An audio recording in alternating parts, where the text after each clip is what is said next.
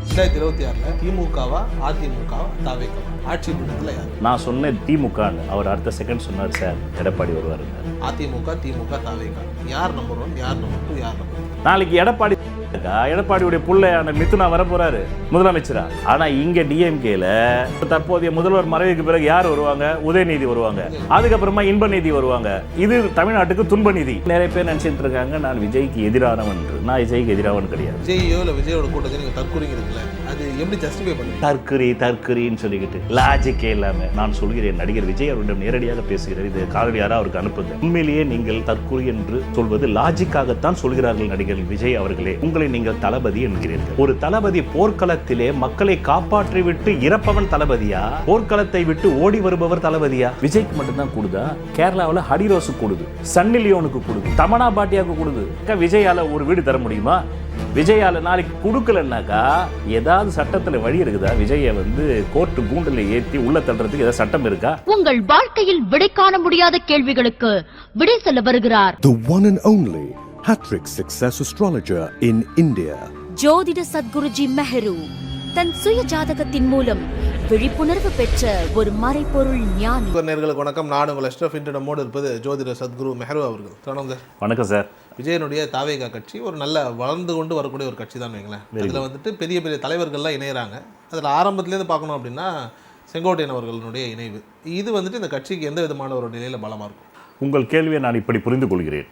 கடந்த 1972ஆம் ஆண்டிலிருந்து 8 முறை எம்எல்ஏவாக அதிமுக கட்சியில் இருந்த செங்கோட்டையன் அவர்கள் தாவேகாவில் இணைந்ததின் பயனாக தமிழக வெற்றி கழக தலைவர் என்கின்ற நடிகர் விஜய் அவர்களை இந்த செங்கோட்டையின் வருகையால் செயின்ட் ஜார்ஜ் கோட்டை என்கின்ற தமிழக சட்டசபைக்குள் முதலமைச்சராக அவரை அமர்த்துவாரா அப்படின்னு நீங்கள் கேட்குறீங்க. நான் இதை இப்படி புரிஞ்சுக்கிறேன். திரு செங்கோட்டையன் அவர்களை நான் ஒரு முறை சந்திக்க நேரிட்டது 2017ஆம் ஆண்டு. என்னுடைய ஒரு லேண்ட் வேல்யூவேஷனர் அவர். ஆமாம், அவருக்கு ஒரு மகன். அந்த மகன் ஜாதகம் நான் பார்த்து அவனுக்கு டைவர்ஸ் அமைப்பு இருக்க வேணான்னுட்டேன். அவருக்கு மாதம் 4 லட்சம் ரூபாய் வாடகை மட்டும் வருது.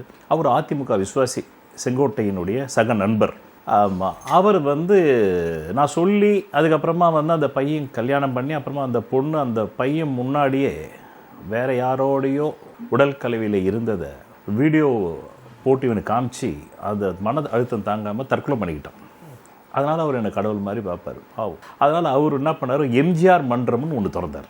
அது அதுக்கு என்னை அழைப்பு விடுத்தார். அப்போ சொன்னார், இது மாதிரி சார் நான் 50 ஆண்டுகள் விசுவாசி, இப்போ கட்சியில் என் பேர் கூட பேசுகிறாங்க முதல்வர் வேட்பாளருக்கு. அப்போது எடப்பாடி இன்னும் சோலோவாக எடுக்கலை, எது எடுக்கலை, ஓத்து எடுக்கலை. அதாவது முதலமைச்சராக என்ன கூட முதலமைச்சராக வேட்பாளராக பேசுகிறாங்க.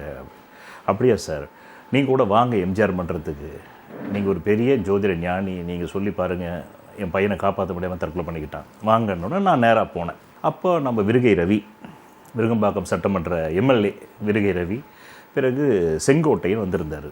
ஆனால் ரொம்ப ஹம்பிள் மேன் செங்கோட்டையன். விருகை ரவிக்கிட்ட கூட கொஞ்சம் ஆணவம் இருந்தது நானுன்றது, இவர்கிட்ட அந்த ஆணவம் இல்லை. அப்போது கிட்ட போய் நான் அந்த ஹேட்ரிக் சக்ஸஸ் இருக்குல்ல 2011, 14, 16 லைவில் சொல்லி பழித்ததை அந்த வீடியோவை அவர் முன்னாடி, ஏன்னா என்ன தான் இவர் கடவுள் மாதிரி பார்க்குறாரு. ஏன்னா அவங்க பையனுக்கு நான் சொல்லி காப்பாற்ற முடியாமல் தானே கல்யாணம் வேணான்னு சொன்னேன், பண்ணாக்கா அவனுக்கு மரணம் உண்டு கண்டம் உண்டுன்னு செத்துட்டான் தற்கொலை பண்ணிக்கிட்டு.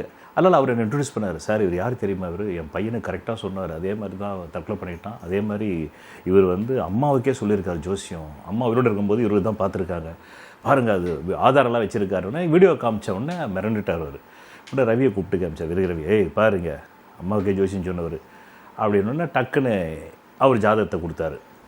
அவருடைய இது பார்த்திங்கன்னா 9 ஜனவரி 1947 சுத்த ஜாதகம். நம்ம தான் பிரேக் பண்ணுறோம்.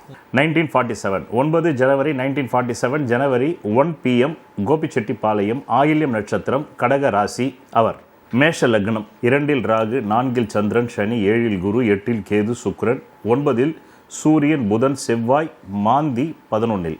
மாந்தி தான் ஆவி கிரகம், சூரியன் ஆத்ம கிரகம், சனி ஆயுள் கிரகம். சூரியனை ஜோதிஷம் ஆத்மகாரகனாகவும், சனி அவருடைய புள்ளையை ஆயுள் காரகனாகவும், அவருடைய புள்ள தான் மாந்தி அவரை ஆவிக்காரகனாக சொல்லுது. ஆமாம், அறிவியலில் வந்து சனியினுடைய துணைக்கோள் தான் மாந்தி, அது வேற. இப்போது ஆங்கிலத்தில் ஒரு பழமொழி உண்டு சார், நீங்கள் கேள்விப்பட்டிருப்பீங்க. Tell your friends tell who you are. உன் நண்பர்கள் யார் என்று சொல், நீ யார் என்று சொல்கிறேன். அப்படின்னா உன் நண்பர்களுடைய சக்தி என்னவென்று சொல், உன் சக்தியை நான் என்னவென்று சொல்கிறேன். உன் நண்பர்கள் வந்து பலம் வாய்ந்தவர்களாக இருந்தால் நீயும் பலமானவனாகத்தான் இருப்பாய். அப்படி என்றால் உன் நண்பனுடைய ஜாதகம் வந்து பலமாகத்தான் இருக்கும். இப்போ என் ஜாதகம் பலமாக இருந்ததுன்னா எனக்கு வர நண்பர்களும் எனக்கு உதவி செய்பவர்களும், நான் இப்போ ஒரு கட்சி தலைவனாக இருந்தேன்னாக்கா செங்கோட்டையன் மாதிரி ஒருத்தர் வராருன்னா அவர் ஜாதகமும் பலமாக இருக்கும்.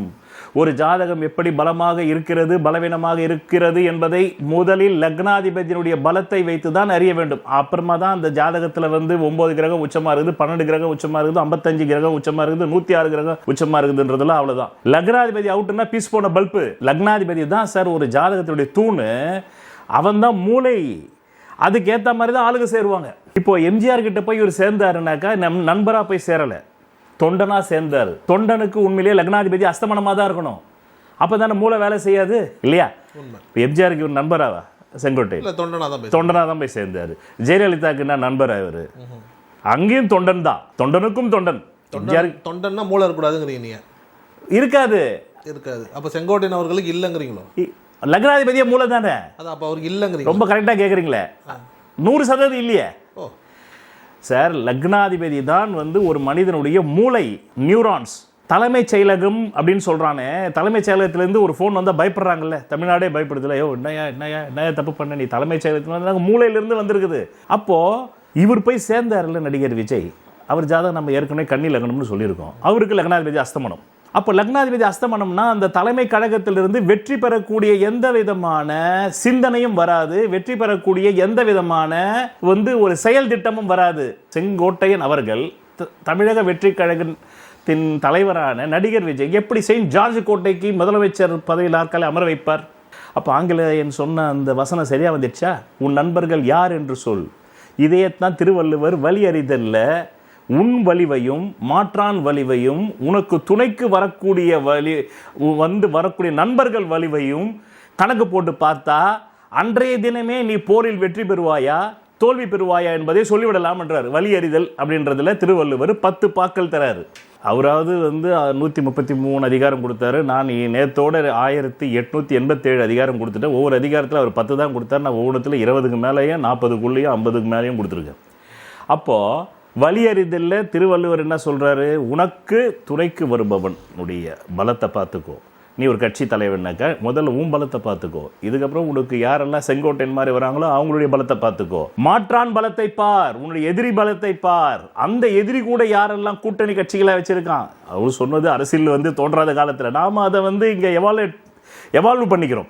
இப்போ இவருக்கு லக்னாதிபதி அஸ்தமனம், அவருக்கு லக்னாதிபதி அஸ்தமனம். போன நம்ம வீடியோவில் நிறைய நம்ம சேனல்லையும் போட்டோன்னே நிறைய கமெண்ட் வந்தது. நீங்கள் ஏன் அவருடைய கடக லக்னம் தான் உண்மையான ஜாதகம், ஷோபா அம்மாவே பேசியிருக்காங்க, நடிகர் விஜயுடைய அம்மா ஷோபாவே ஒரு வீடியோவில் பேசியிருக்காங்கன்னு ஒரு கமெண்ட் வந்ததா என்னுடைய எடிட்டர் சொன்னார், என்னுடைய எஸ்எம்ஓ பண்ணுறவங்க சொன்னாங்க. நானும் அதை போய் வந்து யூடியூப்பில் தேடினேன். அந்த அம்மா கரெக்டாக தான் பேசியிருக்காங்க. ஆனால் பாவம் அவங்க ராசின்னு சொல்கிறத லக்னம்னு சொல்லியிருக்காங்க. நானும் விஜயும் கடக லக்னம்னு ஒரு வீடியோவில் பேசியிருக்காங்க. பொதுவாக லக்னம் என்பது பெண்களுக்கு தெரியாது. பாரம்பரியமாக ஜோதிஷ குடும்பங்களில் இருக்கக்கூடிய இந்த பிள்ளை வகுப்புன்னு தமிழ்நாட்டில் ஒன்று உண்டு. அவங்க கிட்டத்தட்ட சைவ பிள்ளைகள். அவங்க தான் நிறைய ஜோதிட நூல்களை மொழிபெயர்த்திருக்காங்க. பிறகு பிராமணர்கள் நிறைய மொழிபெயர்த்திருக்காங்க. அந்த மாதிரி ஆளுங்களுக்கு தான் லக்னமே தெரியும். ஸோ ஷோபா அம்மையார் மாதிரி ஆளுங்க லக்னம் தெரியாது. அவங்க ராசியை தான் லக்னம்னு சொல்லிட்டாங்க டங் ஸ்லிப்பில். இதை நான் இன்னொரு வகையிலையும் நான் வந்து ஊர்ஜிதப்படுத்துகிறேன். என்னுடைய மாணவன், என்னுடைய பக்தன் வந்து ஒருத்தர் வந்து தாவேக்கால இருக்கார். அவர் தான் எனக்கு கன்னி லக்னம். நான் இதை வந்து சந்திரசேகர் கிட்ட இருந்தே வாங்கினேன். அவருடைய டைம் 1205. இதுக்கு முன்னாடி நம்ம ஆகாயத்தில் ஃபஸ்ட்டு பிரேக் பண்ணோம்.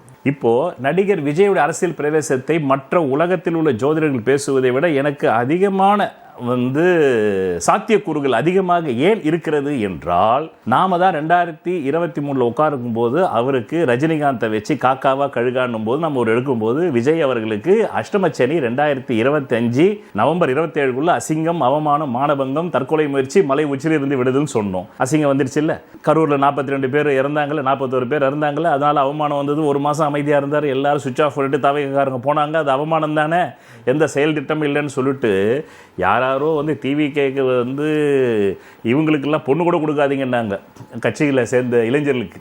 அது நடந்ததா இல்லையா? அப்போ அது அவமானம் தானே. அவருக்கும் அது ஒரு கரும்புள்ளி தான். இன் லைஃப் லாங் அவரை வந்து யார் அட்டாக் பண்ணாலும் இதுதானே சொல்லி அட்டாக் பண்ணுவாங்க. நீ எங்களுக்கு ஒன்றும் புத்திமதி சொல்ல வேணாம், நீ போன கரூர்லேயே 41 பேரை கொண்டுட்ட, நீ வந்து எனக்கு அறிவுரை சொல்கிறியான்னு தானே எதிர்கட்சி கேட்கும். அவ்வளோதானே. அப்போது இது வந்து கிட்டத்தட்ட விஜயினுடைய அவருடைய ஆயுள் காலம் முழுக்க இருக்க போது அவர் இந்த பூமியை விட்டு மறையும் வரையிலும் அந்த இழுக்காகப்பட்டது இருக்குமா இல்லையா? அதுதானே அவமானம்னு சொல்கிறோம். விழுந்துடுச்சு இல்லை. நாளைக்கு தீர்ப்பு எப்படி வேணால் வரட்டும், விஜய்க்கு சாதகமாக வரட்டும், சாதகம் இல்லாமல் வரட்டும், உங்களுக்கு இதில் என்னன்னு பேசுவான். உன்னை அட்டாக் பண்ணுறவங்கள இதை வச்சு தானே பேசுவான். நீ எங்களுக்கு புதுவெளி சொல்ல வேண்டாம், நீ ஒழுங்காக உன் கூட்டத்தை நடத்து, நீ வந்து இந்தியாவிலேயே முதன்முறையாக இல்லாத போது நீ செய்தியேன்னு. இன்னொன்று நிறைய பேர் நினச்சிட்டு இருக்காங்க நான் விஜய்க்கு எதிரானவன் என்று. நான் விஜய்க்கு எதிரானவன் கிடையாது. விஜய் ரசிகர்கள் கூட நேரடியாக போய் விஜயை சந்திச்சிருக்க முடியாது. நான் வந்து அவரை 2001 சினிமா கம்பெனி ஆரம்பித்த போது தாடி பாலாஜி தெரியும் உங்களுக்கு. வெளியே அனுப்பப்பட்டு அவர் வந்து என்னுடைய நண்பன் மார்ட்டின் கட்சியில் சேர்ந்திருக்காரு. லட்சிய ஜனநாயக கட்சியாது எல்ஜேகே லட்சிய ஜனநாயக கட்சியில் போய் அவர் சேர்ந்திருக்காரு. அவர் வந்து நான் சினிமா கம்பெனி வச்சுருந்தது 2nd floor ட்ரிபிள் பெட்ரூமு. அவர் வந்து நான் 2nd floor, அவர் 1st floor. தினமும் டின்னருக்கு என்னுடைய ஆஃபீஸுக்கு தான் வந்துடுவார். கிட்டத்தட்ட நைட் ஆனால் அங்கே தான் இருப்பார் தாடி பாலாஜி. அப்போ நான் வந்து மாதிரி படம் ஆரம்பிக்க போகிறேன்னொடனே தலைவன் நீ விஜய் வச்சு படம் பண்ணுன்னு. ஓகேங்க வா நான் கூப்பிட்டு போகிறேன்னு. அப்போ யூத்தோ ஏதோ ஷூட்டிங்கில் இருக்காருன்னு நினைக்கிறேன். போய் பார்த்தேன், ரொம்ப பொலைட் பர்சன், வாயை திறந்தே பேச மாட்டார். எப்படி 2 கூட 12 போனால் எப்படி பேச முடியும்? ஆமாம். அதனால் வந்து அவர் உட்காந்துருந்தார். நான் போனேன், இந்த மாதிரி கதை சொல்லிட்டு போனால் இங்கே வேணாம், நம்ம ஒரு நாள் வீட்டில் கேட்போம், சும்மா உங்களை சந்திக்கணுன்றதுக்காக தான். தாடி பாலாஜி ரொம்ப க்ளோஸு. தாடி பாலாஜி வீடு வந்து நம்ம பெரம்பூரில் வந்து அவங்க தங்கச்சி பர்த்டேக்கு விஜய் வந்தார். பெரம்பூர் மொட்டை மாடியில் வந்து கேக்கு வெட்டி அப்போவே 2001 அவங்க தொடர்ந்து ஒரு 4-5 படம் நடித்தார்ல. ஆமாம் ஆமாம். அப்போது நான் போய் விஜயை சந்தித்தேன். அதனால் எனக்கு விஜய் வந்து ஒன்றுமே எனக்கு வந்து விரோதியோ இல்லை எனக்கு பிடிக்காதவரோ கிடையாது. இன்னொன்று சொல்லப்போனால் நான் எப்போதுமே விரும்பி கேட்கக்கூடிய ஒரு 10 பாடல்களில் விஜய் பாடல் ஒன்று. அதில் அலைக்கா அலைக்கா அவரோட டான்ஸ் ரொம்ப பிடிக்கும். அதுக்கப்புறமா விஜயினுடைய அந்த தாம் தக்க தீம் தக்க தையத்தக்க தோம் பிடிக்கும். இப்படி பிடிச்ச விஜயை அவர் பேச ஆரம்பித்த உடனே அவருடைய தற்குறித்தனமான பேச்சினால தான் எனக்கு அவரை பிடிக்காமல் போயிடுச்சு. முதல் மாநாட்டிலே தற்குறித்தனமாக பேசுகிறார். அப்போ நான் ஒரு போஸ்ட் போட்டிருந்தேன், அது இப்போ கூட சோஷியல் மீடியாவுக்கு போய் பார்த்துக்கலாம். அதில் அவர் என்ன சொன்னார், நான் இன்னொரு குண்டை தூக்கி போட போகிறேன்னாரு. அது என்ன குண்டு அப்படின்னு சொன்னால் ஆட்சியிலும் பங்கு அதிகாரத்திலும் பங்குன்னாரு. ஆட்சியிலும் பங்கு அதிகாரத்திலும் பங்குன்னு முதல் மாநாட்டிலே சொல்லிட்டார். இப்போ 2024 அந்த விக்கிரவாண்டியில் பண்ணார். அப்புறம் நான் வந்து திருமாவளவன் அவர்களை ரொம்ப அவருடைய இதயம் எல்லாமே இங்கே தான் இருக்கும்னாரு, அவருடைய உள்ளமே இங்கே தான் இருக்கும் நம்ம நிகழ்ச்சியினார். அவர் திரும்பி கூட பார்க்கல, திருமாவளவன் திரும்பி கூட பார்க்கல. அப்போ நீ வந்து ஒரு முதலமைச்சர் ஆக போகிற அப்படின்றது மக்களுக்கு மக்கள் செல்வாக்கு உனக்கு இருக்குதுன்றத ஸ்மெல் பண்ணுற அளவுக்கா அரசியல்வாதிகளுக்கு அறிவில்லாமல் போயிடுச்சு. அப்போவே திருமாவளவன் வந்து சேர்ந்துருக்கணும். அப்போவே எடப்பாடியே ஆட்சியை கலைச்சிட்டு நான் எதிர்கட்சி தலைவர் பதவி ரிசைன் பண்ணிட்டு உங்ககிட்ட வந்து சேர்ந்துருக்கணும். சார், ஆனால் இப்போ திருமாவளவன் வந்து விஜயோட சேராதது ஒரு விஷயத்தை பார்த்தோம் அப்படின்னா மக்கள் நல கூட்டணின்னு ஒன்று வந்துச்சு. அதில் வந்து திருமாவளவன், விஜயகாந்த் எல்லாரும் விஜயகாந்த் முதல்வர் வேட்பாளராக நின்று அதுக்கப்புறம் அந்த வருடம் என்ன ஆச்சுன்றது நமக்கு தெரியும். ஆமாம், அப்படி ஒரு ப்ளஸ்ஸாக தான் இருக்கும் திருமாவளவன் விஜய் வந்து சேராதது. திருமாவளவன் வந்து பழுத்த அரசியல்வாதி இல்லை, அப்பேற்பட்ட ஒரே விஜயகாந்தால பழுக்க வைக்க முடியல. என்னங்க, அப்பேற்பட்ட பழுத்த அரசியல்வாதியே ஆமா விஜயகாந்த் பழுக்க வைக்க முடியல மக்கள் நல கூட்டணியில. ஆமா, மக்கள் நல கூட்டணியில அவரை வெற்றி பெற வைக்க முடியலன்னு சொல்றீங்க. அதுதான் சொல்றேன். இல்லைங்க, அவர் வந்து பழுத்த அரசியல்வாதின்னா அவர் வந்து தனித்துவமாக முதலமைச்சராக கூடிய அரசியல்வாதி இல்லைங்க. வெற்றி பெறக்கூடியவர்களோட அவர் எக்ஸ்ட்ரா அவர் வந்து அதாவது வேடட், நம்ம வேல்யூ ஆடட்னு வேல்யூ ஆடட் டாக்ஸ். அவர் தனித்துவமாக வந்து நின்று முதலமைச்சர் ஆகிறவர்களுக்கு தான் அவருக்கு கரிஷ்மா இருந்தால் அவர் போயே இருக்க மாட்டார் விஜயகாந்த் கிட்ட. நான் ஒரு கூட்டணி ஆரம்பிக்கிறேன், அதில் முடிஞ்சால் விஜயகாந்த் வந்து சேர சொல்லுன்னு இருப்பார். நான் ஒரு கூட்டணி ஆரம்பித்து நான் முதலமைச்சர் ஆகணும் அப்படின்னு இப்போ விஜய் மாதிரி அவர்கள பேசியிருப்பார். அப்படி கிடையாது. அரசியல் அதாவது புத்திசாலிகளுக்கு தங்களுடைய உயரம் தெரியும். எனக்கு என்னுடைய உயரம் தெரியும், ஏனென்றால் நான் புத்திசாலி. பிறகு வந்து எனக்கு அவர் நடிகனாக இருக்கும்போது அவருடைய நடிப்பு எனக்கு பிடிக்காது. ஏன்னா அவர் இன்னும் பெருசாக நடிக்கிறது இல்லை. ஆமாம், அவருக்கு நடிப்பில் அவர் ஒன்றும் பெரிய முத்திரை பதிக்கலை. டான்ஸில் தான் அவர் முத்திரை பதிச்சார். டான்ஸால் தான் இந்தியாவுக்கே அவர் தெரிய ஆரம்பித்தார். இந்தியாவிலேயே அவர் பெஸ்ட் டான்ஸராக இருந்தார். அதுக்கு நம்ம ஏற்கனவே 2023 சொன்னோம், அதுக்கு ராகு தான் அவருக்கு உச்சம்னு. அவர் பேச்சுக்களை பார்க்கும்போது இப்போ நிறைய பேர் சொல்லுவாங்க நீங்கள் ஜோசியம் மட்டும், சில கமெண்ட் வந்து தான் சொன்னாங்க எஸ்எம்ஓ, நீங்கள் ஜோசியம் பேசுங்க அரசியல் பேசாதீங்க. அப்படி சொல்கிற ரைட்டு யாருக்குமே கிடையாது கமெண்ட் போடுறவங்களுக்கு. எனக்கு இந்தியன் கான்ஸ்டிடியூஷனில் 19(1)A கொடுத்துருக்கு. பெக்கர் கூட அரசியல் பேசலாம். தன்னை அறிந்த ஒரு மறைபொருள் ஞானியான நான் பேசாமல் பிறகு தற்குறிகள் பேசும்போது நாடு கெட்டு தான் போகும். சரி, ஆனால் இப்போ வந்துட்டு விஜய்யோ இல்லை விஜயோட கூட்டத்தையும் நீங்கள் தற்கூறிங்கிறீங்களே, அது எப்படி ஜஸ்டிஃபை பண்ணுவீங்க? 200% தற்குறி. அதுக்கு காரணம் அவங்களுடைய பேச்சிலிருந்தே நான் உங்களுக்கு சொல்கிறேன்னே. நீங்கள் வந்து 2000 தற்குறின்றது முன்னொன்று கெட்ட வார்த்தை கிடையாது. ஆங்கிலத்தில் நான்சென்ஸ்ன்ற ஒரு வார்த்தை இருக்குது. அதை யார் வேணாலும் சொல்லலாம். அது கெட்ட வார்த்தை கிடையாது. அந்த பர்டிகுலர் விஷயத்தில் உங்களுக்கு சென்ஸ் இல்லை. நான் கூட நிறைய விஷயங்களில் சென்ஸ் இல்லாமல் இருக்கலாம், என்னையும் நான்சென்ஸ்னு சொல்லலாம். எனக்கு ஜோதிடத்தில் சென்ஸ் இருக்கலாம் சார், எனக்கு வந்து வேற மருத்துவத்தில் சென்ஸ் இல்லாமல் இருக்கும். அப்போ என்னை பார்த்து ஒருத்தர் சொல்லலாம், ஜோதிட Sadguruji Meru you are nonsense in medicine சொல்லலாம், என்ன யூ ஆர் நான்சென்ஸ் இன் மைக்ரோபயாலஜின்னு சொல்லலாம், you are nonsense in space சயின்ஸ்னு கூட சொல்லலாம். நான்சென்ஸ்ன்றது கெட்ட வார்த்தை கிடையாது. தற்குறி என்பது கெட்ட வார்த்தை கிடையாது. நீ சார்ந்திருக்கும் துறையில் அல்லது நீ எதை பற்றி பேச வருகிறாயோ அந்த பேச வருகின்ற துறையில் உனக்கு சென்ஸ் இல்லை. நீங்கள் போய் தமிழகராதி போட்டு பாருங்க விக்கிபீடியாவில், தற்குறி என்பதற்கு அறியாமைன்னு வருது. அது விஜயினுடைய குற்றம் அல்ல, உலகம் முழுவதும் தற்குறிகள் தான். அதனால தான் பகவான் ஓஷோ என்ன சொன்னாருன்னா, மடையர்கள் பிறக்கிறார்களா உருவாக்கப்படுகிறார்களான்னு கேட்டார். அப்போ கேட்டுட்டு அவரே பதில் சொல்கிறாரு, 98% மடையர்கள் வந்து ஆக்கப்படுகிறார்கள், 2% மடையர்கள் பிறக்கிறார்கள். அதனால தான் நான் சொல்லுவேன் பகவான் ஓஷோ ஆஃப் அதர் ஆஃப் நான் சொல்லுவேன். அவர் என்ன சொல்கிறாரு, 98% மடையர்கள் ஆக்கப்படுகிறார்கள், 2% மடையர்கள் பிறக்கிறார்கள். அப்போ இந்த 98% மடையர்களை யார் ஆக்கியது? மீண்டும் அவர் என்ன சொல்றாரு, அந்த 2% மடையர்களும் இந்த 98% மடையர்களால் ஆக்கப்பட்டார்கள். 98% மடையர்கள் ஆக்கப்படுகிறார்கள் பிறரால், 2% மடையர்கள் வந்து பிறக்கிறார்கள். ஆனால் அந்த 2% மடையர்களையும் இந்த 98% மடையர்கள் தான் மடையர்களாக மடைமாற்றுகிறார்கள். அப்படின்னா 100% இங்கே முடிஞ்சு போச்சு. அப்போ வேற யார் இன்னொரு 100% ஏலியன்ஸ் ஆக்கிச்சா? அங்கே இருந்துக்கிட்டே ஏலியன்ஸ் ஆக்கிச்சா? இதுக்குள்ளே மதவாதியும் வந்துடுறான், அரசியல்வாதியும் வந்துடுறான், பிரிஸ்டும் வந்துடுறான், பூசாரியும் வந்துடுறான், எல்லாரும் வந்துடுறாங்க, பிராமண சத்திரிய வைஷ்ய சூத்திரெல்லாம் வந்துடுறான். அப்போ 100% போது டோட்டாலிட்டி 800 கோடி பேர். அப்போ வேற ஒரு 800 கோடி பேர் தான் இந்த 800 கோடி பேரை மடையர்களாக்கடாங்களான்னு அவர் கேட்குறாரு. அது அல்ல. யாரெல்லாம் தன்னை அறிந்தானோ அவன் மடையன் அல்ல, யாரெல்லாம் தன்னை அறியவில்லையோ அவன் மடையன். சரி, இப்போ செங்கோட்டையன் வந்துட்டு தாவேக்காக வந்திருக்காரு இல்லையா, இப்போ இவரை நீங்கள் தற்குறின்னு சொல்லுவீங்களா? வாய்ப்பு இருக்கா? ஏன்னா அரசியலில் பொறுத்த வரைக்கும் வந்துட்டு எம்ஜிஆர் அவர்களோடவும் ஒரு மிகப்பெரிய, நான் மீண்டும் சொல்லிட்டு, தற்குறின்றது கெட்ட வார்த்தை இல்லை, அறியாமை இல்லை. அறியாமைன்றது அரசியல் அறியாமைங்கிறத வந்துட்டு செங்கோட்டையன் அவர்கள் நம்ம பயன்படுத்தவே முடியாது இல்லை. இத்தனை ஆண்டுகள் அரசியல் பயணம், அம்மையார் ஜெயலலிதா அவர்களோட வந்துட்டு ஒரு நீண்ட நெடிய பயணம், பயங்கரமாக ஜெயலலிதா யாரும் டக்குன்னு கூட வச்சுக்க மாட்டாங்கன்ற ஒரு நிலை இருக்குது. அப்படி இருக்கக்கூடியவர் வந்துட்டு ஒரு தற்குறியாக இருப்பாரா, இல்லை அவர் வந்துட்டு ஒரு தற்குறி கூட்டத்துக்கு போய் சேருவாரா?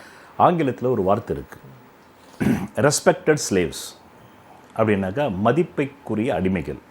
ஜெயலலிதா அம்மையாரிடம் இருந்தவர்கள் அனைவருமே மதிப்பிற்குரிய அடிமைகள், இன்க்ளூடிங் டுடே இருக்கக்கூடிய ஆல்சோ.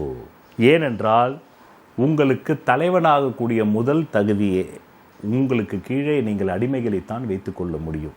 அடிமைகள் மட்டும்தான் உங்களுக்கு பாதுகாப்பு. அடிமைகளை நீங்கள் வைத்துக்கொள்ளவில்லை என்றால் ஆந்திராவில் நடந்ததை போல் சொந்த மருமகனே என்டிஆர் ஆட்சியை கவிழ்த்துவிட்டு இன்று வரையிலும் முதலமைச்சராக உட்கார்ந்துருக்காரா இல்லையா? தமிழ்நாட்டில் ஏன் அது ஜெயலலிதாவின் ஆட்சியில் நடக்கவில்லை? காரணம், ஜெயலலிதா அம்மையாருக்கே லக்னாதிபதி அஸ்தமனம். அஸ்தமனம் ஆனால் தான் வந்துட்டு சிஎம்ஏ ஆவாங்களோ?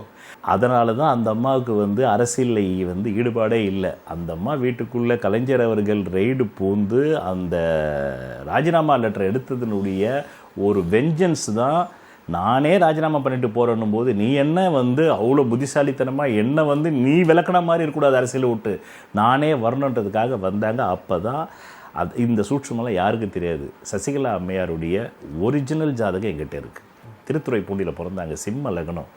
அந்த அம்மாவுடைய லக்னத்துக்கு 11ஆம் இடம் என்பது மூத்த சகோதரி, ஒரு நண்பன், அது வந்து லக்னத்திலே உட்காந்துடுச்சு. ஆனால் அந்த அம்மாவுக்கு சுக்கிரன் நீசம், அந்த அம்மாவுக்கு 11 குரு வந்து 5 செவ்வாய் ராகு. அது வந்து கிட்டத்தட்ட ஒரு சத்தியத்துக்கு புறம்பான அதர்ம ஜாதகம். அது அந்த அதர்ம ஜாதகத்தை வைத்துக்கொண்டு தனக்கு ஒரு டிஃபென்ஸாக வச்சுக்கிட்டு இந்த அம்மா ஆட்சி பண்ணாங்க.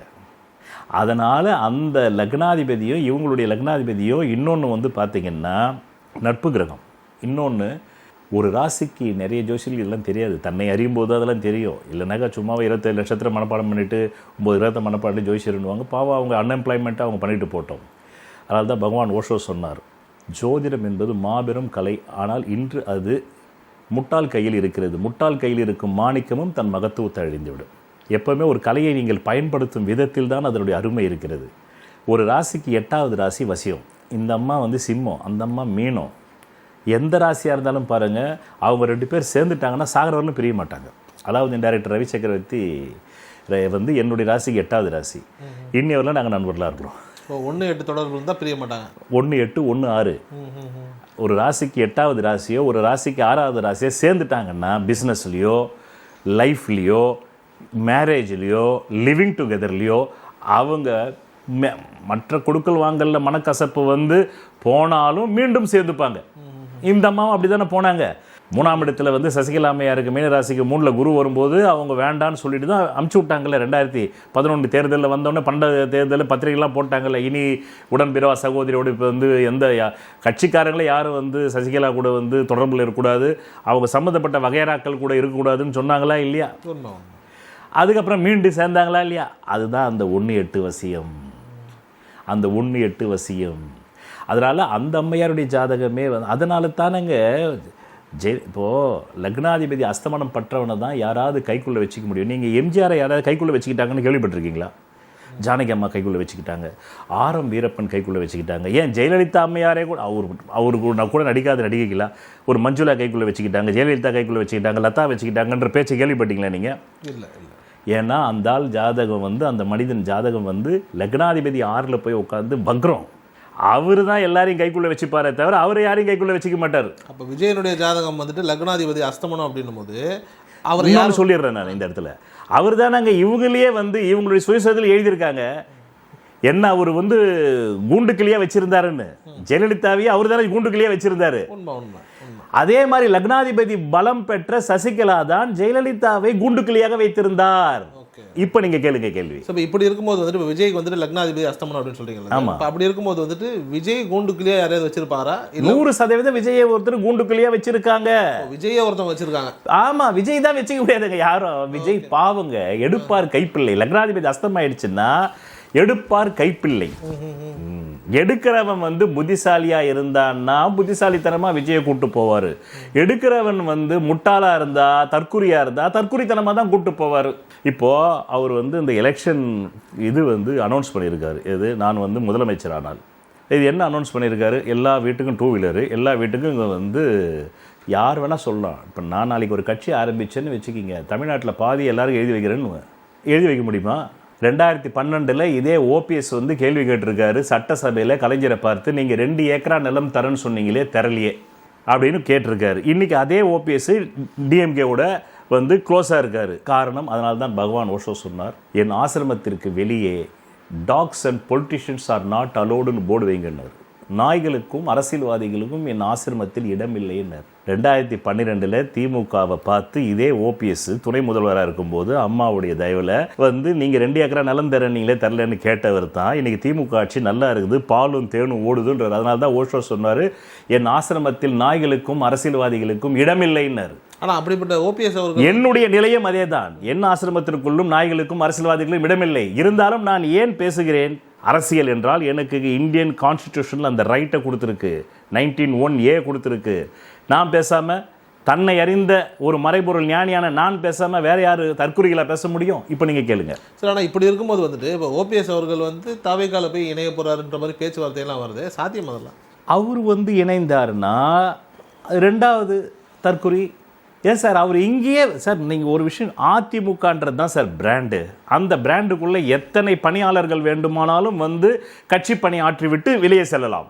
த பிராண்ட் இஸ் ஏடிஎம்கே. த பிராண்டுடைய சின்னம் என்பது இரட்டை இலை. நாளைக்கு எடப்பாடியுடைய பிள்ளையான மிதுனா வர போகிறாரு முதலமைச்சரா. ஆனால் இங்கே டிஎம்கேல இப்போ தற்போதைய முதல்வர் மறைவுக்கு பிறகு யார் வருவாங்க? உதயநிதி வருவாங்க, அதுக்கப்புறமா இன்பநிதி வருவாங்க. இது தமிழ்நாட்டுக்கு துன்பநிதி. நான் வந்து 2011 எலெக்ஷன் ரிசல்ட் சொல்லணும் என்பது என்னுடைய இன்டென்ஷனே கிடையாது. நான் ஏன் சொன்னேன் தெரியுமா உங்களுக்கு? அரசியல் நான் ஏன் வந்து அன்றைக்கே பேச ஆரம்பித்தேன் தெரியுமா? வேற வழி கிடையாது. இந்த ஜோதிடம் கண்டுபிடிக்கப்பட்டது மன்னர் ஆட்சி காலத்தில். நல்லா புரிஞ்சுக்கணும் நீங்கள். இது வந்து இன்றையிலிருந்து பல லட்சம் வருடங்களுக்கு முன்னாடி அப்போ அரசியல் இருந்ததா? கிட்டத்தட்ட உலகம் முழுவதும் அரசியல் மயமானதே கடந்த 300 ஆண்டுகளில் தான். அதிலும் இந்தியாவில் அரசியல் மயமானது 75 ஆண்டுகளுக்கு 80 ஆண்டுகளுக்கு முன்னாடி தான். ஆனால் இதன் வழியாக வந்து மக்கள் எல்லோருமே பைத்தியங்களாக இருப்பதால் நான் பைத்தியமாக நடித்து தான் 2011, 14, 16 எலெக்ஷன் ரிசல்ட் சொன்னேன். ஏன் சொன்னேன்னா, ஒரு நாள் என்னுடைய அலுவலகத்தில் செல் முருகன், நீங்கள் அவரை தொடர்பு கொள்ளலாம், நீங்கள் மீடியாவில் இருக்கிறீங்க, விவேக்கோட நடிகர் விவேக்னுடைய செல் முருகன் ஜோசியம் பார்க்க அடிக்கடி வருவார். அவர் என்கிட்ட வந்தவுடனே, சார் எனக்கு ரோட்டில் நடக்கிறதுக்கு பயமாக இருக்குது சார்னார். நான் கூட எதுக்கு சார் பயப்படுறீங்கன்னா, அப்போ டிஎம்கே ஆட்சி 2006, 11 எலெக்ஷன் வரல. இல்லை சார், இந்த ஏரியாவில் உள்ள ஏதாவது கவுன்சிலர் வீட்டு வேலைக்காரங்க நான் தெரியாதனமாக பைக்கில் இடிச்சிட்டேன்னா என்ன வீட்டுக்குள்ளே வந்து அடிச்சிருவாங்களோன்னு பயமாக இருக்குது சார். அப்படி இருக்குது இந்த ஆட்சியினர். ஏன் டிஎம்கேனாலே அராஜகமா? அராஜகம் என்றாலே டிஎம்கே. அப்படி பேசுங்க. டிஎம்கே என்றால் அராஜகம் இல்லை, அராஜகம் என்றால் டிஎம்கே. ஆனால் இப்போ 2 நாளைக்கு முன்னாடி கூட சேப்பாக் தொகுதியில் ஒரு முக்கியமான ஒரு நபர், ஒரு தாவேகா தொண்டர்னு நினைக்கிறேன், அவர் போய் வந்துட்டு ஏதோ வண்டி ஓட்டிகிட்டு போயிருக்காரு, யாரையோ வந்துட்டு இடிச்சிட்டார். அவர் இடிக்கலை, பட் அந்த வண்டி பெருசாக டேமேஜ் ஆகலை, ஆனால் தட்டிடுச்சுன்னு வைங்களேன். அதற்கு வந்துட்டு அவர் அந்த பையனை வந்து அவர் ஒரு உரிமையில் பேசுகிறார், அவர் கெட்ட வார்த்தைகளை பயன்படுத்துகிறார். யார் பேசுறது? அந்த டிஎம்கேவை சார்ந்த சேப்பாக் தொகுதியை சார்ந்த ஒரு நபர்னு வச்சுக்கோங்களேன். ஆமாம் ஆமாம். ஆனால் இவ்வளோ ஒரு அதிகாரமும் இவ்வளோ ஒரு அராஜகமும் செய்வதற்கான ஒரு நிலை இப்போ யாரோ ஒருத்தர் செய்கிறாங்கன்னு வச்சுக்கோங்களேன், ஒட்டுமொத்த கட்சியுமே சொல்லிட முடியுமா? ஒட்டுமொத்த அதாவது தான் சார் சொல்ல வரேன். நீங்கள் டிஎம்கே ஆட்சியில் இருந்தாக்கா எல்லையற்ற முதலமைச்சர்கள், ஒரு முதலமைச்சர் கிடையாது. போலீஸ் ஸ்டேஷனில் போய் நீங்கள் கம்ப்ளைண்ட் கொடுத்தா எடுக்கவே மாட்டாங்க.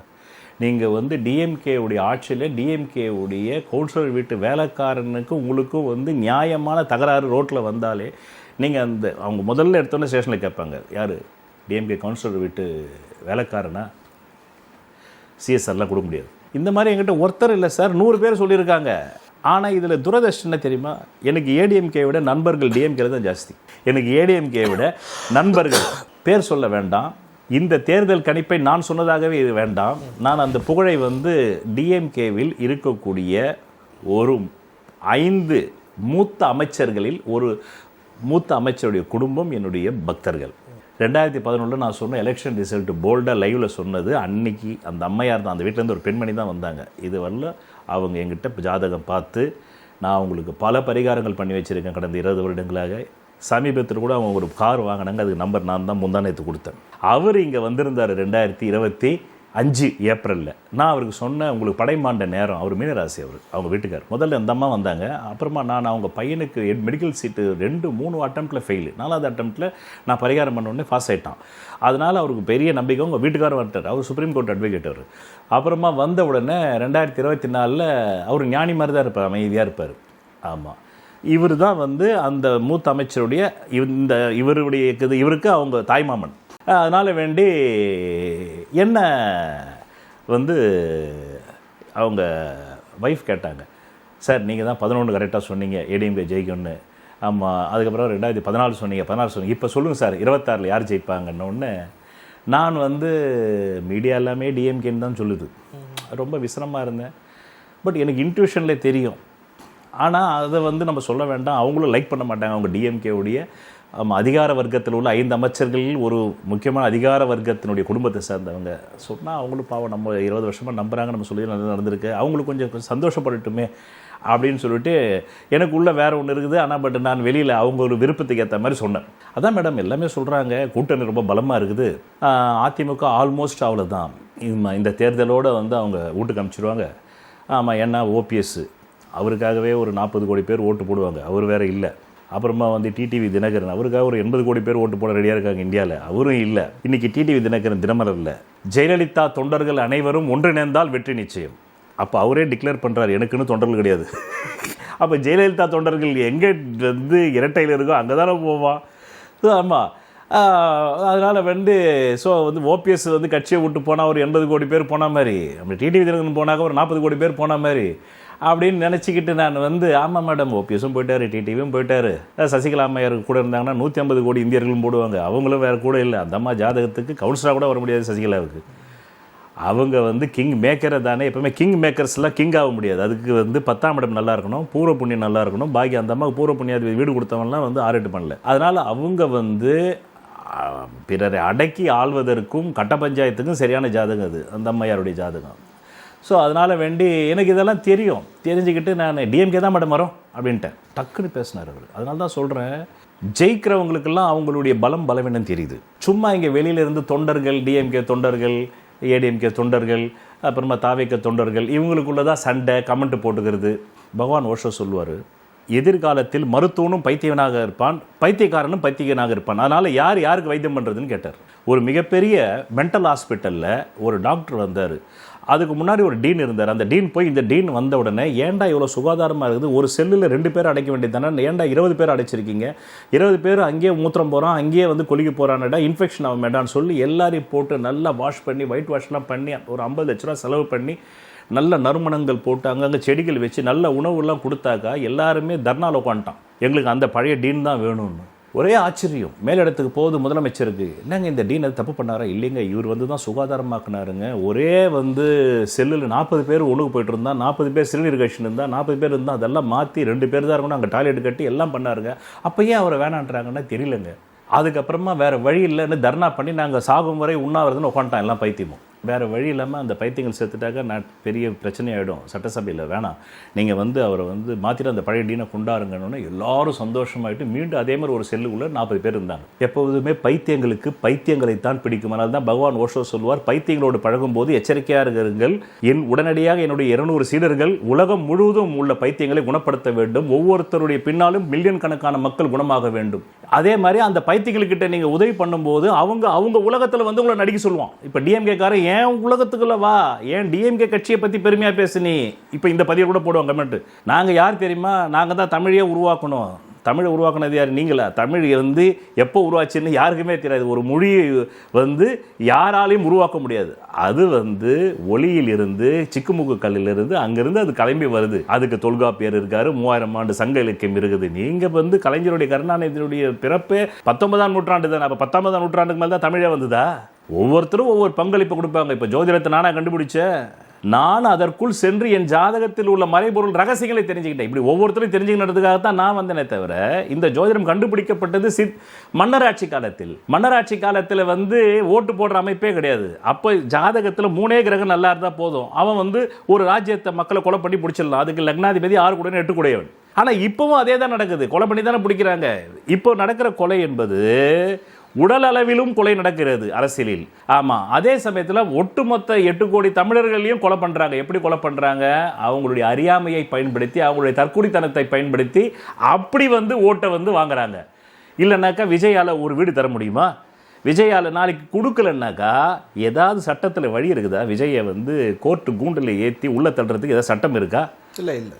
2 ஏக்கரா தரேன்னு சொல்லிட்டு போனார் கலைஞர். இப்போ அவரை கூண்டில் ஏற்றுறதுக்கு சட்டம் இருக்குதா?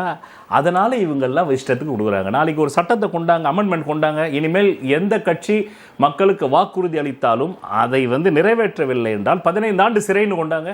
ஒரு பயலும் வந்து யோசிப்பா, எப்பா எவ்வளவு டேக்ஸ் வருது தமிழ்நாட்டுக்கு, அதை மட்டும் ஒழுங்கா பாரு, அதில் எவ்வளவு வந்து நம்ம மக்களுக்கு அத்தியாவசிய ரோடு போடுறது, பிடபிள்யூடி வேலை, இதெல்லாம் போய் நியாயமாக சொல்லுவான். நீங்கள் இந்த சட்டம் கொண்டாடாத போது விஜய் அசால்ட்டாக சொல்லுவார், நான் ஒரு வீடு தரேன், கார் தரேன், பங்களா தரேன், இன்னும் என்னுடைய ரசிகர்கள் யாருக்கெல்லாம் 90s கிட்ஸ் கல்யாணம் ஆகலையோ எல்லாருக்கும் கல்யாணம் பண்ணி வைக்கிறேன்.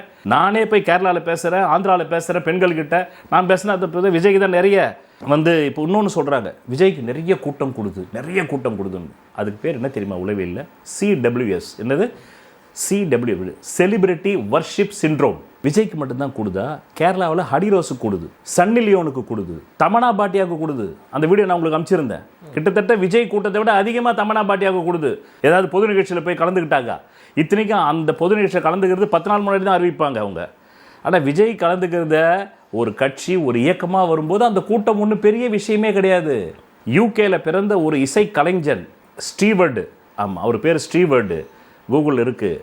அவருடைய இசை நிகழ்ச்சிக்கு 3.5 மில்லியன் மக்கள் கலந்துக்கிட்டாங்க. எத்தனை மில்லியன்? 3.5 மில்லியன்னா 35 லட்சம் பேர். விஜய்க்கு 35 லட்சம் பேராக வந்தாங்க. அவர் எங்கே போனாலும் லட்சக்கணக்கான மக்கள். மோடி கலந்துக்கிட்ட இந்தியன் ரேலியில் கிட்டத்தட்ட வந்து 15 லட்சம் மக்கள் கலந்துக்கிட்டு இருக்காங்க. 1 மில்லியன் மக்கள் கலந்துக்கிட்டு இருக்காங்க மோடியினுடைய ரேலியில். ஒட்டு மொத்தமாக அவருடைய 50 கிலோமீட்டர் ரேலியில் 1 கோடி மக்கள் கலந்துக்கிட்டு இருக்காங்க. ஸோ அதனால் இந்த செலிபிரிட்டி வர்ஷிப் சிண்ட்ரோம் இருக்கிறது. இதை பகவான் ஓஷோ சொல்லுவார். நான் கேள்விப்பட்டு அதிர்ச்சியாகிவிட்டேன். மர்லின் மொன்ரோ இறந்த பிறகு அந்த பிணத்தை 3 பெரிய அமெரிக்க பணக்காரர்கள் புணர்ச்சி செய்தார்கள் என்பதை நான் கேள்விப்பட்டேன். நான் வேற ஒன்று கேள்விப்பட்டேன். எம்ஜிஆர் காலத்தில் இருந்த கனவு கண்ணி கர்நாடகா ஹோட்டலில் போய் தங்கியிருக்காங்க. தங்கிட்டு அந்த அம்மா வந்த உடனே அங்கே வேலை செஞ்ச ஒரு சர்வரு அந்த அம்மா டாய்லெட்டில் இருக்கிற ஷிட்டை எடுத்து சாப்பிட்ருக்கானா. இது எனக்கு நான் கேள்விப்பட்டேன். ஷிட்டுனா அது ஷிட் அங்கே இருக்காது, தண்ணி இருக்குல்ல, தண்ணி எடுத்து குடிச்சிருக்கான். எம்ஜிஆர் முதல் கட்சி ஆரம்பித்த போது பாயாசம் எச்ச பண்ணி குடிச்சிருக்காரு. எம்ஜிஆர் எச்சன்னு சொல்லிட்டு அந்த பாயாசத்தை எல்லாரும் குடிச்சிருக்காங்க. இதில் எம்ஜிஆர் எச்ச இருக்குதுன்னு. இதுதான் செலிபிரிட்டி வர்ஷிப் சிண்ட்ரோம். இப்படி மனிதனுக்கு பல சிண்ட்ரோம் இருக்கு. அதனால தான் பகவான் ஓஷோ சொன்னார், பைத்தியங்களோடு சேரும்போது நீங்கள் உஷாராக இருக்க வேண்டும், இல்லை என்றால் அவர்கள் உலகத்திற்குள் உன்னை பேசுவார். இப்போ தாவேகா ஒரு பைத்தியம், திமுக ஒரு பைத்தியம், அதிமுக ஒரு பைத்தியம், காங்கிரஸ் ஒரு பைத்தியம், இப்படி எல்லா கட்சிகளுக்கும் பைத்தியம் உண்டு. இப்போ நாம் தமிழர்ன்றது அது ஒரு பைத்தியம். இப்படி அந்தந்த கட்சிகள் என்ன பண்ணுவான் தெரியுமா, எங்கள் கொள்கையோடு நீ ஐக்கியமாகணும்.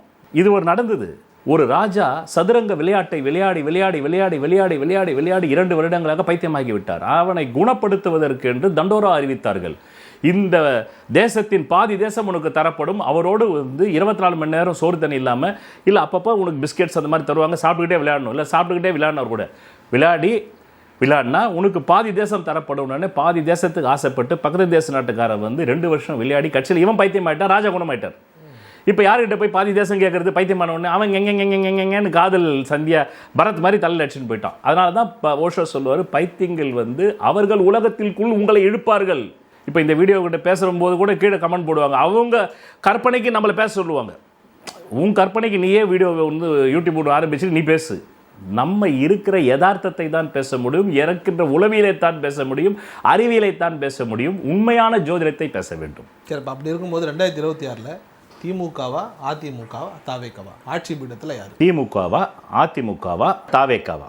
இதற்கான சரியான விடையைத்தான் நான் முன்பே சொன்னேன். இந்த வாட்டி தேர்தல் கணிப்பை நான் அந்த திமுகவுடைய 5 அமைச்சர் அந்த குடும்பத்தில் உள்ள ஒரு சொன்னார்னு சொன்னல, நான் சொன்னேன் திமுகன்னு. அவர் அடுத்த செகண்ட் சொன்னார், சார் எடப்பாடி வருவார்னார். இந்த கிரெடிட் அவருக்கே போட்டோம். எடப்பாடி தான் சார் சிஎம், எழுதி வச்சுக்கிங்கன்னாரு. நான் சொன்னேன், சார் என்ன சார் டிஎம்கேல நீங்கள் முக்கியமான 5 அமைச்சர் குடும்பத்தில் சேர்ந்த ஒருத்தர் சார். கரெக்ட் சார், அதுக்காக நமக்கு ஒரு அரசியல் அறிவு இருக்குல்ல சார். நமக்கு 2 விஷயம் சொல்கிறேன் டிஎம்கே வராதுன்னு. கலைஞர் உயிரோடு இருக்கும் பொழுது அவர் சொன்னது அப்படியே சொல்கிறேன். இருக்கும்போது யாருக்காவது ஒரு தொகுதியில் எம்எல்ஏ பதவி தரலன்னா அவங்க போய் எதிர்கட்சிக்கு வேலை செய்ய மாட்டாங்க. இப்போ ஸ்டாலின் இவர்கள் இருக்கும்போது இவர் யாருக்கு பதவி தரலையோ அவங்க போய் எதிர்கட்சிக்கிட்ட காசு வாங்காமலே வேலை செய்யறது ரெடியாக இருக்கான், தோக்கடிக்கிறதுக்கு அந்த கேண்டிடேட்டை. ஏன்னா ஆளுமை இல்லை. கலைஞர் காலத்தில் அப்படி போக மாட்டான். அவர் ஒரு மாதிரி இந்த முந்தானை மந்திரம்னு தலையாண மந்திரம் மாதிரி ஒரு தலையாண மந்திரம் முடசொல்லியில் போட்டு போட்டு போட்டு தமிழ் தமிழ் தமிழ் தமிழ் தமிழ் தமிழ்னு வச்சுக்கிட்டு இருந்தார். ஏன்னா தமிழ்னா அவரை உருவாக்குனார். தமிழுக்கு 3000 ஆண்டுகள் வரலாறு இருக்குது, தமிழுக்கு 5000 ஆண்டுகள் வரலாறு இருக்குது.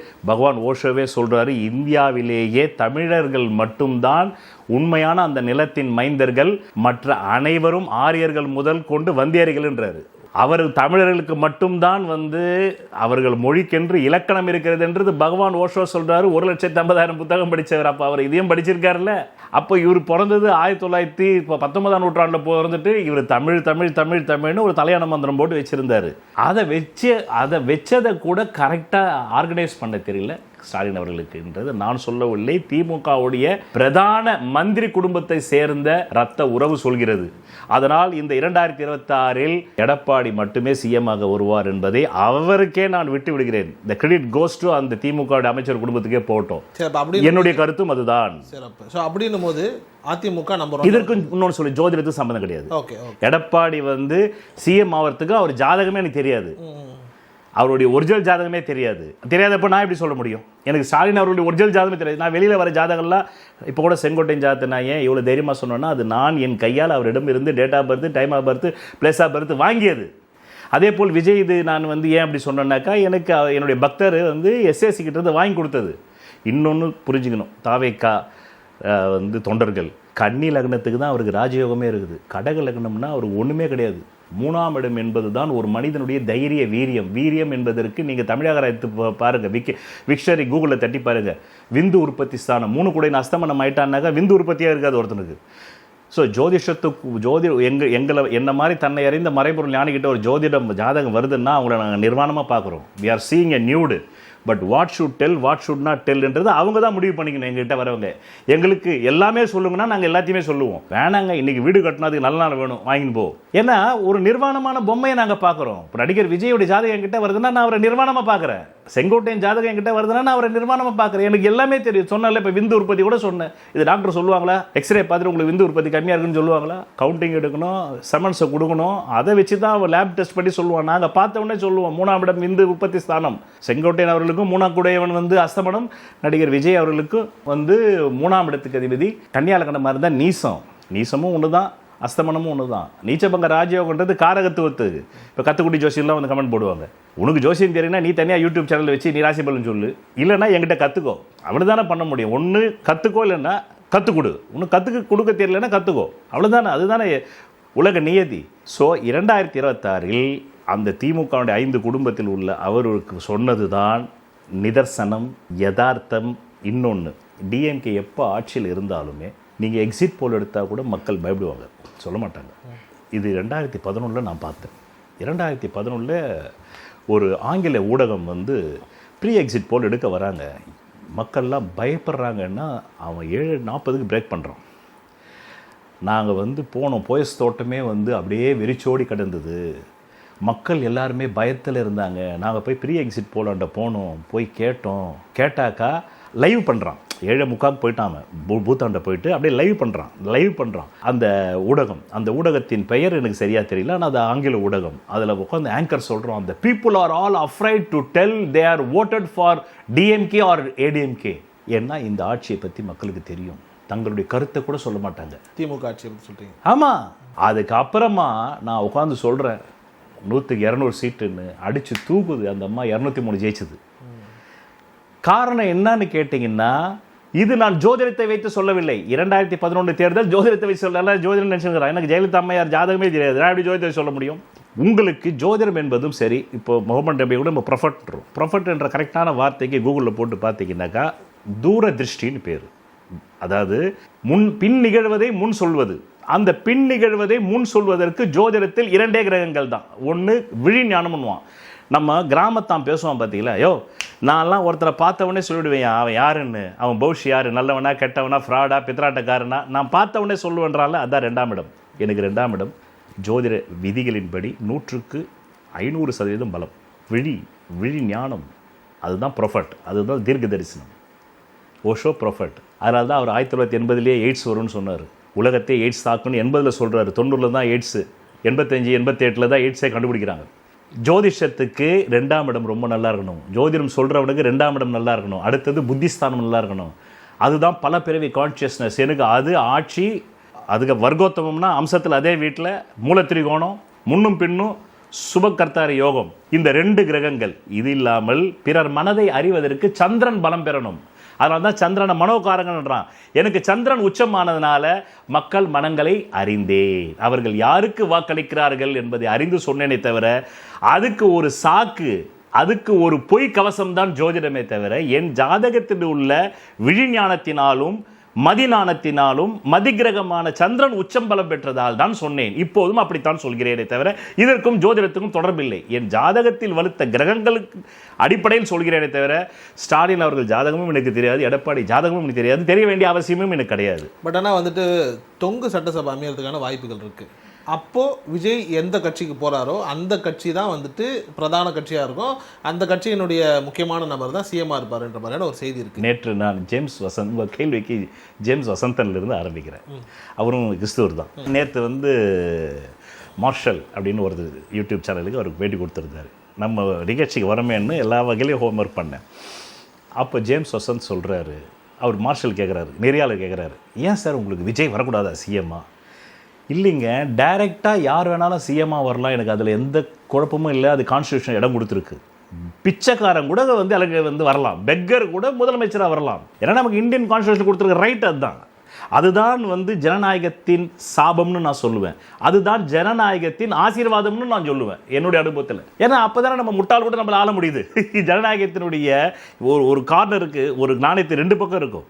அதாவது ஆப்போசிட் சைடு, ஒன்று சாதகமாக இருந்தால் ஒன்று பாதகமாக. ஜனநாயகத்தில் சாதகம் என்னவென்றால் பிச்சைக்காரனும் மடையனும் கூட வந்து முதலமைச்சராகலாம், பிரதமராகலாம். ஆனால் அதுதான் வந்து அவர்களுக்கும் வாய்ப்பு தருவதற்கு ஆசீர்வாதம். ஆனால் மற்ற 100% மக்களுக்கு அது வந்து சாபமாக இல்லையா? அவங்க உட்காந்துட்டு அங்கே என்ன பண்ணுவோம்?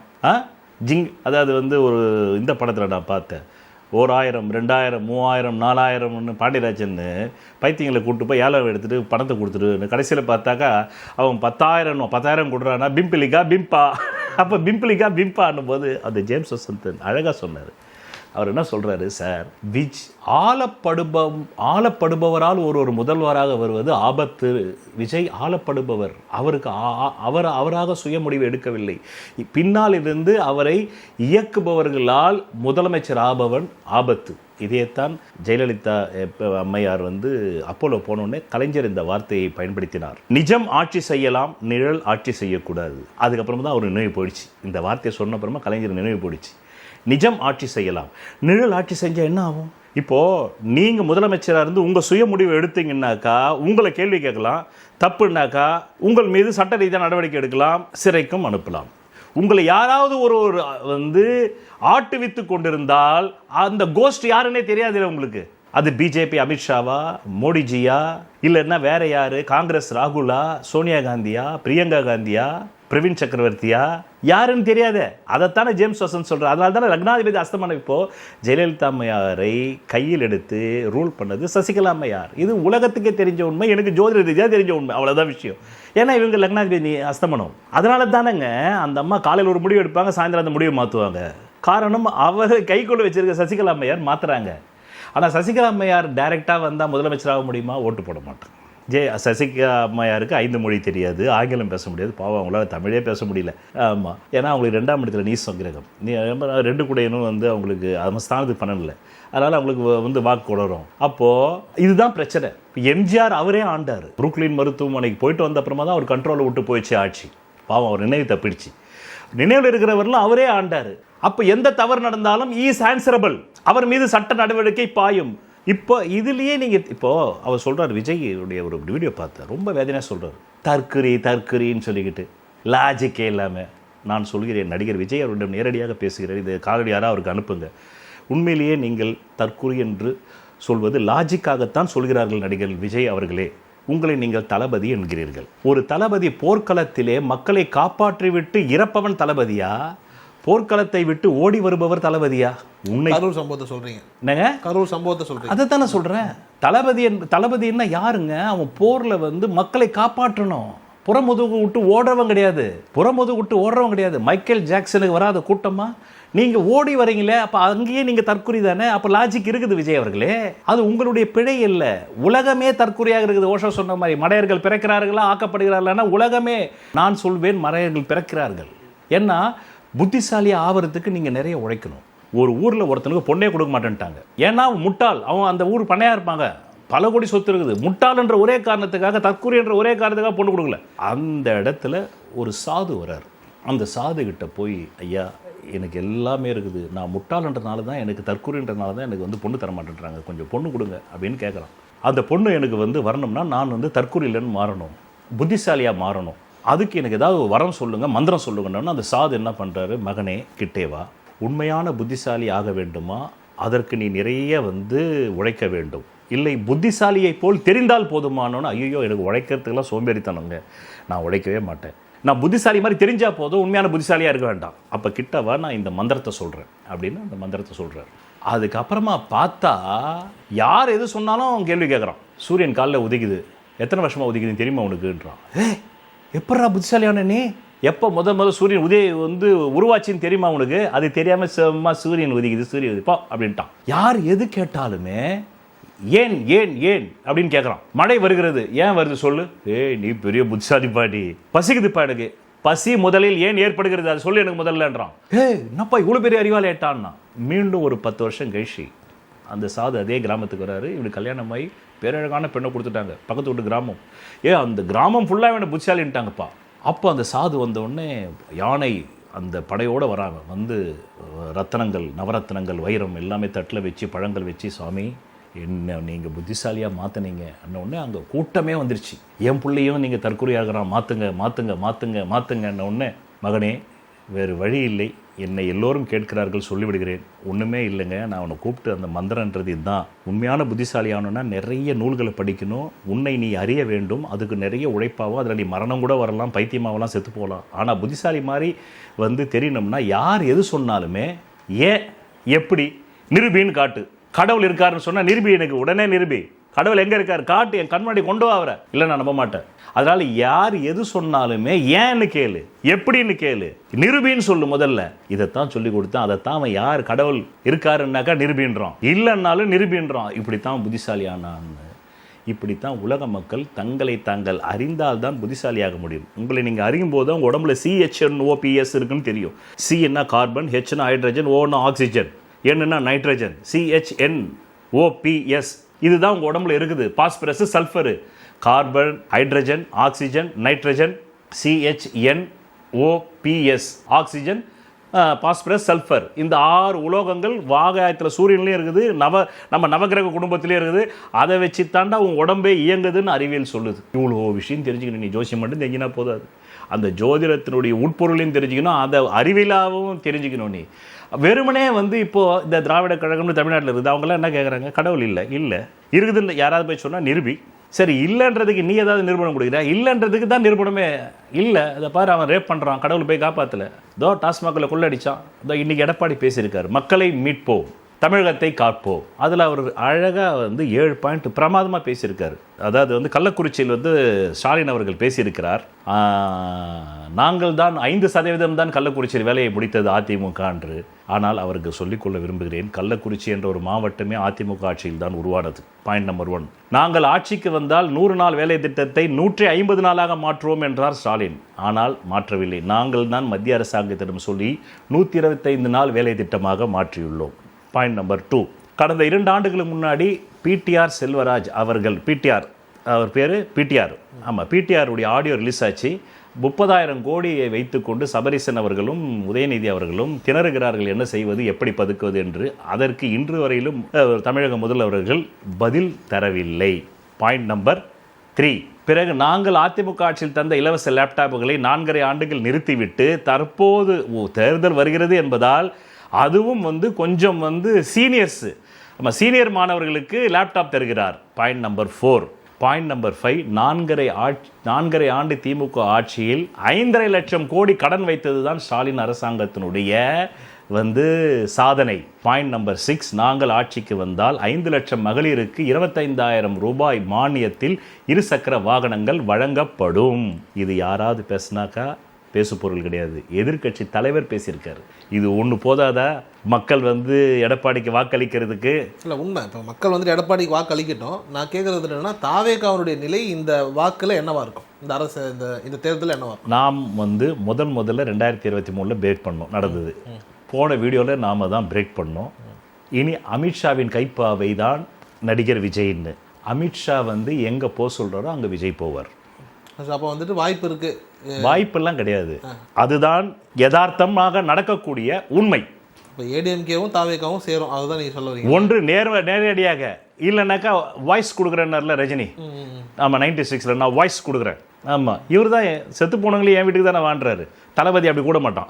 செத்து போனவன் ஒரு தளபதி களத்துக்கு போய் தான் மக்களுக்கு அஞ்சலி செலுத்துவான். இவரு தளபதின்னு சொல்லிக்கிட்டு செத்து போனவங்களே என் வீட்டுக்கு கூப்பிட்டு நான் மன்னிப்பு கேட்குறேன்றாரு. அவர் ஏதோ ஏர்போர்ட்டில் அவர் வரும்போது தள்ளுமுல்லை இவரை அவர் தடுக்கி விழுந்ததாக செய்தி படித்தேன். அது மலேசியாவில் பயங்கரமான ஒரு உச்சம், பயங்கரமான அந்த ஆடியோ லான்ச்சில் சிறப்பான ஒரு நிலைகள்லாம் உருவாயிடுச்சு. அதை முடிச்சுட்டு வரும்போது கந்திஷ்டின்ற மாதிரிலாம் சொல்கிறாங்க. அதெல்லாம் எப்படி உண்மை? அதெல்லாம் அப்படியா? ஆமாம், ஏர்போர்ட்லேருந்து தடுக்கி விழுந்து. இப்போ கொஞ்ச நாளாக சர்ச்செல்லாம் மூடிட்டாங்களா? இல்லை, அதெல்லாம் இருக்குதான் செய்யுது. அப்படியா? இது பாஷாவில் கேட்ட கேள்வி தான். யார்? ஜனகராஜ். இப்போ கொஞ்ச நாள் ஆண்டனி பேர், இப்போ கொஞ்ச நாள் சர்ச்செல்லாம் மூடிட்டாங்களா? ஏன் கிறிஸ்டின்னா கோயிலுக்கு வரக்கூடாதா? வரலாம், ஆனால் நீ வரும்போது வச்சிருந்த சிவப்பு கலர் பை அது எங்கே அப்படின்னு கேட்குற மாதிரி தானே இருக்குது. இது புரியுதா உங்களுக்கு? அப்போது கிறிஸ்டினுக்கு ஏதுங்க சகுனம்? என் வீடியோ கீழே போடுறாங்க, அவரே கிறிஸ்டினு, அவருக்கு சூரியன் வேலை செய்யுமான்னு கேட்குறாங்க. அந்த தற்கொலைகளை நான் என்னன்னு கேட்குறது? ஜோதிடம் தெரிஞ்ச தற்கொலைகளே சொல்லுது. இல்லை, ஏன் கிறிஸ்தவர்கள் திருஷ்டியெல்லாம் பாதிக்காதா? அந்த மாதிரி ஏதாவது? இல்லைங்க, கிறிஸ்தவர்கள் மனிதனை பாதிக்கும். திருஷ்டி என்பது உங்களுக்கு சயின்ஸு. உங்களை பார்த்து நான் ஆனா என் எண்ண அலைகள் உங்களை தாக்குது. நான் உங்களை பார்த்து ஆனா உங்கள் எண்ண அவங்க சொல்கிறாங்கல்ல. இப்போ நம்ம வீடியோ கீழே வந்து ஜோசியம் வந்து கிறிஸ்துவன் பழி நீங்கள் பார்த்துருப்பீங்க. கிறிஸ்துவனுக்குலாம் ஜோசியம் பழிக்காதுன்னுவாங்க. ஜோசியம்னா என்னன்னே தெரியாமல் அந்த தற்கூறுகள் வந்து கமெண்ட் போடுது. ஜோதிடம் என்பது சூரியனிலிருந்து வருது. இப்போ இஸ்லாத்துக்குன்னு ஒரு சூரியன் இருக்கா? இல்லை. இந்துக்குன்னு ஒரு சூரியன் இருக்குதா? கிறிஸ்துவத்துக்குன்னு ஒரு சூரியன் இருக்குதா? சூரியனுக்குள்ளே எல்லா மதமும் இருக்குதே தவிர ஒவ்வொரு மதத்துக்கும் ஒரு சூரியன் இல்லை. அப்போ சூரியனை வச்சு தான் ஜோசியம் இருக்குதுன்றதே இந்த தற்கூறுகளுக்கு தெரிஞ்சிக்காம கமெண்ட். இது ஒரு பைத்தியம். எப்படி அதிமுக பைத்தியம், தாவேக பைத்தியம், திமுக பைத்தியம், நாம் தமிழர் பைத்தியம் அப்படின்ற மாதிரி, கட்சி பைத்தியம்ன்ற மாதிரி, அரசியல் பைத்தியம்ன்ற மாதிரி இது கமெண்ட் பைத்தியம். எதையாவது ஒன்று தெரியலன்னா கூட ஒரு கமெண்ட்டை போட்டு விடு. நான் சொன்னேன் பார்த்தீங்களா, புத்திசாலியாக உண்மையிலேயே ஆவறதுக்கு தன்னை அறியணும். தன்னை அறிவது என்பது பிரபஞ்சத்தையே அறிந்தது. அதனால தான் சாக்ரட்டிஸ் நோ தே செல்ஃப்னாரு. பித்தகோரஸ் என்ன சொன்னார்? When you are coming to know then only know there is no செல்ஃப்னாரு. இவர் சொன்னது பாதி தான். சாக்ரட்டிஸ் நோ தே செல்ஃப்னாரு. பித்தகோரஸ் மறுபாதியை சொன்னார். அதனால விஜய் விழுந்தார் என்பது தான் செய்தி. ஒரு மனிதன் விழுந்தான் என்பது செய்தி அல்ல. சிறப்பு சிறப்பு. அப்போ நிறைவான ஒரு கேள்வி கேட்குறேன் சார். இந்த மாதிரி வந்துட்டு 2026 டிஎம்கே வராது அப்படின்ற மாதிரியான ஒரு செய்தியை நீங்கள் சொல்கிறீங்க இல்லையா? 1, 2, 3னே வச்சுக்கோமே. அதிமுக, திமுக, தாவேகா, யார் நம்பர் 1, யார் நம்பர் 2, யார் நம்பர் 3 2026? பிஜேபி ஏடிஎம்கே கூட்டணிக்குள் விஜய் மறைமுகமாகவோ நேர்முகமாகவோ ஆதரவு அளிப்பார். இது ஜோதிடம் இல்லை, ஜோதிடம் இல்லை, ஜோதிடம் இல்லை. நான் ஆட்டத்திரில்லைன்னு வடிவேல் சொன்ன மாதிரி நம்ம இன்று சொல்லிடுறேன். எல்லா தற்கொலைகள் வந்து கமெண்ட் போடுவோம் ஜோதிடம். அப்புறம் இந்த தற்கொலை இன்னொன்று கேட்கும், நீ சொன்னது நடக்கலைன்னாக்கா ஜோசியத்தை விட்டுறியான்னு. நீ இந்த மாதிரி போய் வந்து முக ஸ்டாலினை கேள. ஒவ்வொரு அரசியல் கட்சி தலைவரும் வந்து ஒவ்வொரு தேர்தலையும் வந்து எங்கள் கட்சி தான் 100% ஜெயிக்கும்ன்றாங்க. ஜெயிச்சதுக்கு அப்புறமா என்ன சொல்றாங்க? மக்கள் தீர்ப்பை நாங்கள் மதிக்கிறோம், நாங்கள் செய்த பிழையை திருத்திக் கொள்கிறோம், 6 மாதம் இந்த அரசை பற்றி விமர்சிக்க மாட்டோம். உன்னால் அங்கே போய் பேச முடியாது. இங்கே உங்கள் கையில் செல்ஃபோன் இருக்குதுன்னு போடுற. சரி, அது விட்டுடு. ஒரு சப்ஜெக்டில் ஒருத்தர் அரியர்ஸ் வைக்கிறாரு. இதுக்கப்புறமா சட்டம் சொல்லுதா? இதுக்கப்புறமா அவர் எப்போவுமே அந்த சப்ஜெக்ட் அரியர்ஸை க்ளோஸ் பண்ணக்கூடாது, எழுதக்கூடாதுன்னு சொல்லி சட்டம் இருக்கா? பிஇ படிக்கிறீங்க, மெக்கானிக்கல் இன்ஜினியரிங் படிக்கிறீங்க, 4 சப்ஜெக்டில் ஒரு சப்ஜெக்டில் ஃபெயில் ஆகிட்டீங்க. அதை எத்தனை அட்டம்ப்ட் வேணாலும் நீங்கள் எழுதி பாஸ் பண்ணலாம். அந்த மாதிரி நான் சொல்வது ஒரு அட்டம்ப்ட். அதனால தான் இது ஜோதிட ரீதியாக சொல்லலை, என்னுடைய விழிஞானத்தில் சொல்கிறேன். என்னுடைய அப்சர்வேஷனில் நான் சொல்கிறேன். இது நடக்கலைன்னா கூட நான் மீண்டும் 100 சொல்லுவேன். அந்த 100ல் 50 நடக்கும், 70 நடக்கும், 80 நடக்கும். இதுவரையிலுமே நான் சொன்னது 5 நடந்திருக்கு. நான் 2021 சொன்னது கூட வந்து கிட்டத்தட்ட வந்து 3% தான் வந்து ஏடிஎம்கேவுக்கும் டிஎம்கேவுக்கும் வித்தியாசமே இருந்திருக்கு. ரஜினிக்கு கண்டம் வரும்னு சொன்னோம். நம்ம 2 கண்டம் தான் சொன்னோமே தவிர அதை கூட தற்கூறிகள் தப்பாக புரிஞ்சுக்குது. நம்ம மரணம் வரும்னு சொல்லலை. மரண கண்டம்னா மரணத்துக்கு நிகரான ஆபத்து இல்லைன்னா அவருக்கு பொருளாதார வீழ்ச்சி வரும். இன்றைக்கி நீங்கள் கூகுளில் போய் தட்டி பாருங்கள், கூலி வந்து பிளாஃப் படமா ஹிட் படமானா கூலி பிளாஃப் படம்னு வருது. நான் இதை எடுத்து சர்டிஃபிகேட் வச்சுருக்கேன். கூலி பிளாஃப் படம் இதைத்தான் நம்ம சொன்னோம். 2025 நவம்பருக்குள்ள 3 கண்டம் வச்சு அதில் 2024 அவருக்கு போய் ஹாஸ்பிட்டலில் அட்மிட் ஆனார். அப்போவே நீங்கள் கூட ஒரு பேசும்போது ஒருத்தர் சொன்னீங்க, ஒரு ஜோசியர் சொன்னார் சார், அதே மாதிரி அவர் போயிருக்காருன்னு கூட நீங்கள் பேசுனீங்க. நான் சுபேர் நினைக்கிறேன், சுபேர் கூட பேசும்போது. ஆமாம், அப்போ எனக்கும் கமெண்ட் வந்தது. ஆமாம், அதுக்கு அதே மாதிரி தான் 2025 மரண கண்டம். அவர் செத்து போவார் ரஜினிகாந்த் நம்ம சொல்லலை, மரண சமமான ஆபத்து உண்டுன்னு தான் சொன்னோம். இல்லைன்னா பொருளாதார வீழ்ச்சி டியோ போய். அதே மாதிரி தான் 2026 என்னுடைய அப்சர்வேஷன், எடப்பாடி பழனிசாமி முதல்வராக வருவார். பிஜேபி கூட்டணியோட தாவேகா தலைவர் நடிகர் விஜய் மறைமுகமாகவோ நேர்முகமாகவோ ஆதரவு அளிப்பார் எடப்பாடி ஆட்சிக்கு. இவ்வளவுதான் விஷயம். ஸோ அப்போ நம்பர் 1 அதிமுக, நம்பர் 2 தாவேகான்னு வச்சுக்கலாமா? அப்போ number 1 AIADMK, number 2 BJP, number 3 தாவேகான்னு வச்சுக்கலாம். அப்போ திமுகங்கிறது நம்பர் 4ல் இருக்கும். அப்போ 200% அதுதான் உண்மை.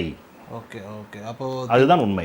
அதுதான் என்னுடைய அப்சர்வேஷன். அப்போ நிச்சயமா 2026 ஆட்சி மாற்றம் வருது, 200% வருதுங்க. 2வது முறை திமுக ஹிஸ்டரியிலே ஜெயிச்சதில் நான் சொல்லல, அந்த 5 திமுகவுடைய பிரதான அமைச்சர் குடும்பத்தை சேர்ந்த அந்த அன்பர், என் பக்தர் தான் சொன்னார். அதனால் இந்த கிரெடிட்டும் அவருக்கே போகட்டும் கண்ணனுக்கே என்ற மாதிரி அவருக்கே கொடுத்துட்றாதையும். 2வது முறை எப்பங்க திமுக வந்திருக்குதுன்னு அவரே தான் சொல்கிறாரு. அதனால தான் சொல்கிறேன், வெற்றி பெறக்கூடிய ஸ்டாலின் அவர்களுக்கு தெரியும் நாம் ஜெயிப்போமா மாட்டோமா. நான் வெளியில் அப்படி வந்து பேச முடியாதுல்ல. அதுதான் உண்மை. சிறப்பு சார், ரொம்ப நன்றி ரொம்ப நன்றி சார். Thank you sir. சொல்வதெல்லாம் பலிக்கும் அபூர்வ வாக்கு சக்தி பெற்றவர் மெஹ்ரு அவர்கள். உங்கள் வாழ்க்கையில் பணம், புகழ், பதவி, திருமணம், குழந்தை பேறு, உயர்கல்வி, வெளிநாட்டு யோகம், கலைத்துறையில் வெற்றி, அரசியலில் வெற்றி போன்ற இன்னும் எண்ணற்ற உங்கள் வாழ்வின் கேள்விகளுக்கு ஒரு மனிதன் அவன் ஜாதகத்தை எப்படி அறிந்து கொள்வது? கான்டாக்ட் ஜோதிட சத்குருஜி மெஹ்ரு.